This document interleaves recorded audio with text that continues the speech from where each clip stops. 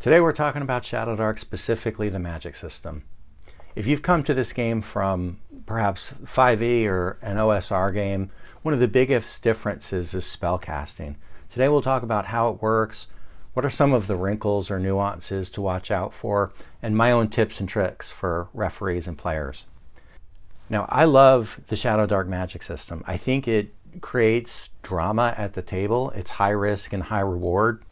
It also fosters this collaborative play on behalf of the players. It drives good teamwork. I think it does a lot of good things in the game. I'm frequently on the referee side of, actually I'm always on the referee side of the table. So if I were a player, I'd want to be playing Shadowdark first. Second, I'd want to be a wizard or priest. I like the magic system that much. Before we dive into it though, if you're new here, welcome to my channel. I'm John. This is my little gaming nook. I've been a referee since the 1980s. These days we are playing a lot of Shadowdark, so that's what I'm talking about. Anyway, thanks for checking out my channel. The first thing about Shadowdark's system is it's a roll to cast system. And it's quite a bit different from classic D&D. Back in the day, a cleric or magic user, as they would be called, they would declare their intent to cast a spell. The spell automatically happens, but then the referee holds up their finger. Says, hold on a second. Behind the screen, they roll a d20. They say, oh, I've got bad news for you. Your target made its saving throw. Your spell fizzled. There are no saving throws in Shadowdark, first and foremost. There's a spell check that's done on the player side. If the player succeeds, the spell automatically works and the target doesn't get a saving throw. So that's one big change, is that it's turned all the rolls from the referee determining if the spell was successful or not into a player facing roll. Also, if the spell succeeds, it's not consumed, it's not used up. The player can cast it again later in the same adventure. If it's in a combat, they could probably cast it again in the same combat. Spellcasters have the ability to sort of punch way above their weight class if they have a series of successful rolls. The corollary to that is if they fail, the spell's used and they can't cast it again until tomorrow or after they finish a long rest. So that's what I mean when I say this spellcasting system can be a little bit high risk, high reward. To help mitigate against that, each of the spellcasting classes, they start with a couple different spells. And for wizards specifically, Magic Missile, in the text for Magic Missile says, all wizards cast the spell with advantage. That greatly increases the chance that they'll be successful, or that they'll be successful multiple times throughout an adventure. So I highly recommend all wizards consider Magic Missile as at least one of the 3 spells they take. The next thing to bear in mind is that criticals, both critical successes and critical failures, matter a lot in this system. If you roll a 20, you get to double some numeric value about the spell. Most of the time that's going to be damage. So, of course, who doesn't like double damage? But perhaps it could be range or the number of targets. Critical failures, not only have you failed casting the spell and you lose it, but there are additional bad effects. For a priest, it means you've lost the use of that spell into the future until you undertake some kind of penance for your religion or deity. And there are some guidelines in the book on what those penances should look like. For wizards, it's a little different. A 1 means that they've lost control of their magic. They have to roll some kind of a spell mishap. At low levels, it could be anything from, oh no, I'm glowing purple in the middle of the dungeon, everybody can see me, all the way up to high level spells where dimensional portals are opening up and demons are flooding through and causing chaos. So again, this is another one of those reasons why I say this spell system, it feels a little bit more high risk, high reward. The last thing about the basics is focus. So in 5e, there's this concept of concentration. You cast a certain spell with concentration, and you could sort of leave it running in the background as long as you didn't take damage or you didn't cast another concentration spell. It just kept persisting for a long period of time. Shadowdark doesn't really have anything like that. the spells that you want to maintain, you have to focus on them. You can only have one spell at a time that you're focusing on. And you have to roll a spellcasting check each round to maintain it. I think the classic example I've seen in early level play has been protection from evil. So you're fighting undead, you want to keep protection from evil in force for multiple rounds, but each round the cleric has to make a roll to maintain it. Invariably, you only get to keep it for 2 or 3 rounds before you fail a spell check. The good news is, though, that since you cast it successfully originally, when you lose focus, you can just go ahead and cast the spell again, and as long as you make the check, you sort of lift it back up again. All right, that's a whirlwind tour of the basics. As far as wrinkles for this spell system, or some nuances to watch out for, one is that damage spells have been taken down a notch in terms of their punch. Now, everything in Shadowdark has flatter hit points.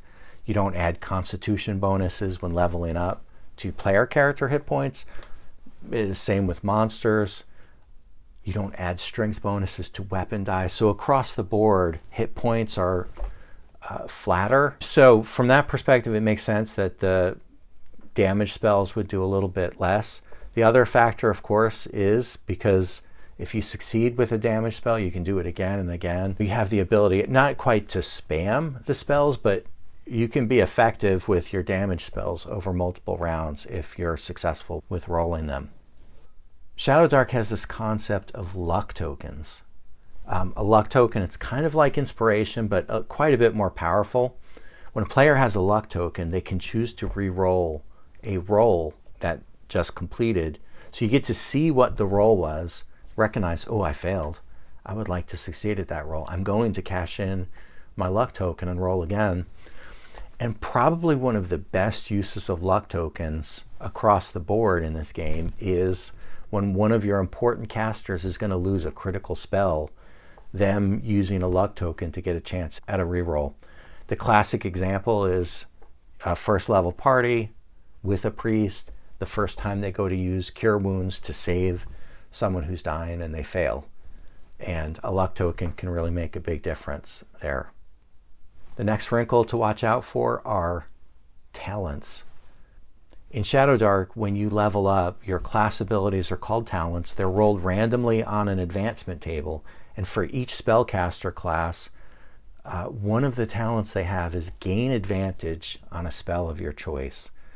And it's not quite game breaking, but it's an extremely powerful ability. I've got, in one of the campaigns I'm running, we've got this guy, Barlow, the halfling combat medic. He is like a walking two-legged hospital. He managed to get this particular advantage on Cure Wounds, so he rarely fails, and he's just walking around, healing the party constantly. He pulled the group back from what certainly would have been a TPK. So this is a very powerful ability if your players get it. I've had someone in one of the games that had advantage on sleep all the time. He was a terror to humanoids and orcs and hobgoblins. So there are some very powerful abilities on the talents table. And the last wrinkle I found with this spellcasting system is how rounds are treated. So most durations in Shadowdark, if it's not a focus spell and it's not instantaneous, it will be listed as sticking around for a certain number of rounds. A classic example is Fly. You cast Fly, you can fly for 5 rounds. And rounds mean different things depending on whether you're exploring or you're in combat. So when you're exploring, rounds are 6 minutes each. When you're in combat, rounds are 6 seconds each. But as far as the spell is concerned, a round is a round. And I think the way to think about it is if you're flying, you get 5 actions with Fly. It doesn't matter whether it's in exploration or in combat. So you're going through the woods, the player casts Fly, the wizard, they can take 5 moves with Fly.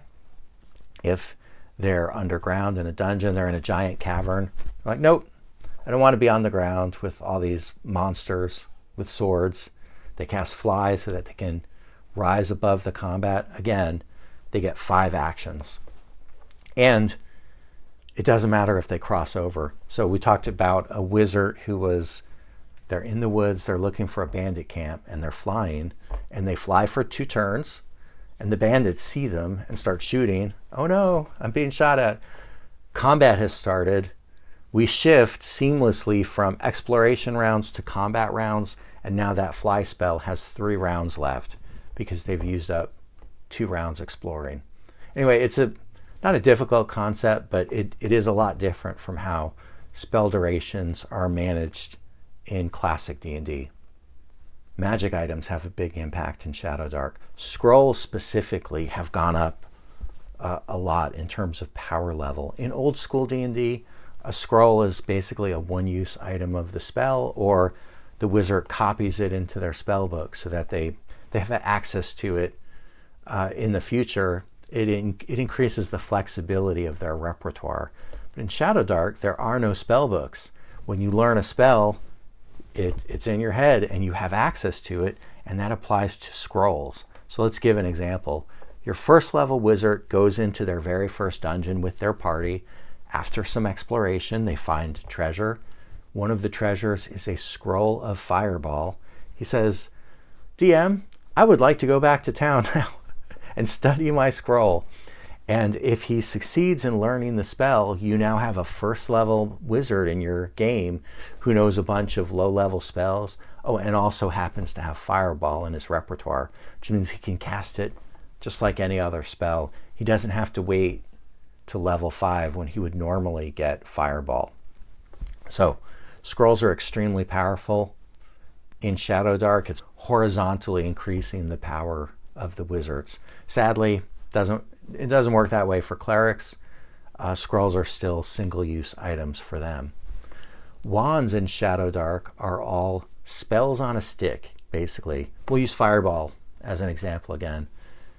Your very first delve, the wizard and the party find a wand. He picks it up, figures out what it is through Detect Magic. It's a wand of Fireball. Basically, all it does now is it lets him cast Fireball as if it were one of his spells. There's no charges. You don't have to track. You don't have to track charges. He has to roll to succeed at casting it just like any other spell.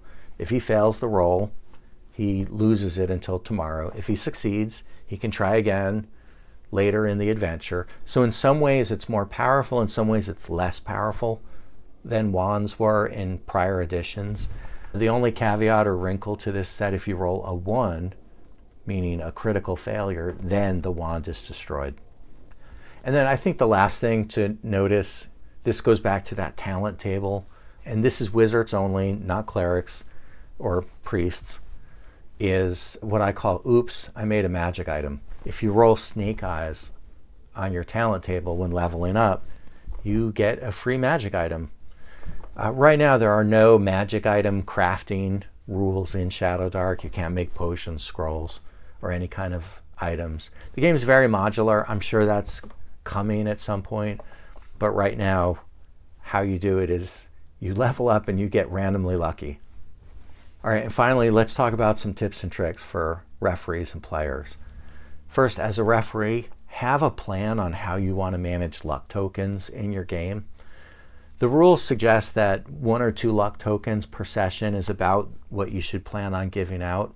I tend to agree with that, be a little on the stingy side. They're very powerful, and there's some character classes that their whole reason for existing is to generate luck tokens. An example is the Bard. So you don't want to steal thunder from someone's character class, but luck tokens can have a huge impact on how effective spellcasting is. If you have a brand new group of players, like their first game playing, I would probably even give the party a starting luck token just to avoid that situation of the wizard or priest failing at the very first spell that they tried to cast in a particularly dire situation. The next thing, going back to the idea of advantage, some combinations are really powerful, like a character such as Barlow, the combat medic, walking around with advantage and cure wounds. And just like you would in 5e, where healing magic is powerful and makes it very difficult to kill player characters in Shadowdark. If you've got an experienced group with characters with advantage on cure wounds and whatnot, I don't think you should feel bad about doing things like targeting the priests or attempting to hit players while they're down. This is a very survivable game for the most part, and I think you can employ like 5e style tactics in it. On the player side, again, luck tokens really make a big difference in the spellcasting system by giving your casters the ability to reroll something when a fail would be really, really bad for the larger party. So the most successful groups I've seen tend to at least hold one luck token back in reserve for when they really need it. And the last piece of advice I'd have for players has to do with light. Darkness really does matter in Shadowdark. No one has dark vision. There's a torch timer. At some point, the players will forget to manage the time and their torch will go out during combat, or the monsters will target the torch bearer and he'll drop to 0 hit points and the torch or lantern goes out when it gets dropped. Or there will be something in the dungeon like an environmental effect that douses your light, or there's creatures like dark mantles that can put out lights. The list goes on and on. At some point, your players are going to be cast into darkness at the worst time. They're in combat. The monsters all have advantage now. The players can't even see what they're doing. There's no chance that they're going to fumble through their backpacks and be able to successfully generate light. And that caster is going to say, aha, I cast light. And it's all... Instead of hopping on a train to TPK City, the players are like, nope, we're not riding that particular train today. Thank you again, Mr. Wizard or Mr. Priest, for saving us. So especially if you've got a group with multiple casters, players, I really recommend that one of you takes light because it will come up at some point. Anyway, that's it. This is just a quick survey of the Shadowdark magic system, some of the things I love about it, and some of the watchouts. If you've enjoyed this video, please give me a like or subscribe, drop a comment. I do have a question though, and this is targeted at other Shadowdark referees. I treat learning a scroll in between adventures, like using a scroll to learn the spell, as a downtime activity. Shadowdark has this concept of downtime. It says that players get one downtime activity in between adventures. The classic use of it in the game is carousing, where they spend money extravagantly and then they can get some experience. It's fun. It's got a sword and sorcery vibe. But I treat learning a spell from a scroll as their downtime activity in lieu of carousing. I don't think it's rules as written. It's sort of implied. Anyway, I'd love to hear what other referees are doing for that one. It's not one I've ever chased an official answer. Again, thanks for being here, and I'll see you next time.